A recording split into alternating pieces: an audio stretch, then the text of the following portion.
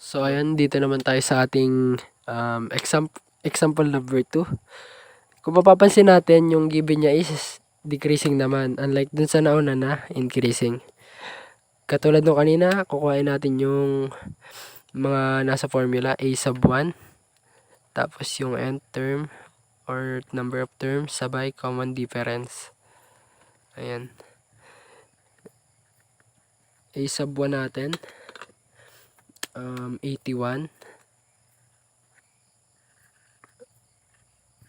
Red ball pen na lang gamitin natin. Red edition natin to guys. 81. Tapos itong number of terms na hinahanap is 8. And then yung common difference, so ganun lang din, 77 minus 81. 4. Common sense na guys. 4, negative 4. Ayan. Tapos proceed tayo sa ating pagsasolve. Ayun, ilapat lang natin yung mga nasa given sa formula. A sub n magiging A sub 8. Ayan.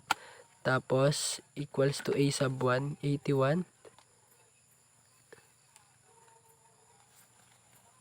Plus n 8 minus 1 times negative 4. Ayan. Unahin ulit natin yung nasa parenthesis. May siyang 7 times negative 4. Tapos, 7 times negative 4 is equals to negative 28.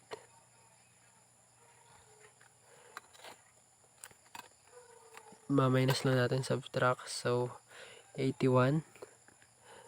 And 81 minus 28. Hiram tayo. May 11. 3.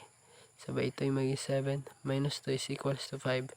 So, yung A sub 8 natin or yung 8th term is equals to 53.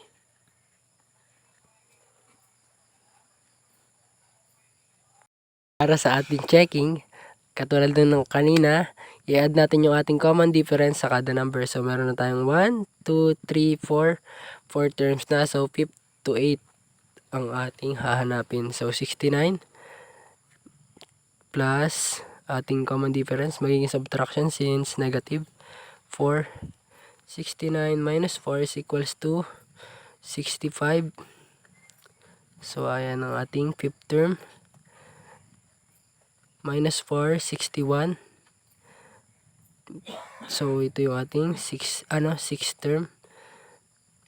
Tapos, minus 4 again. Magiging siyang 57. Ito yung ating 7th term. At last is yung ating 53 at yun yung ating hinahanap na 8th term. So, A sub 8 is equals to 53.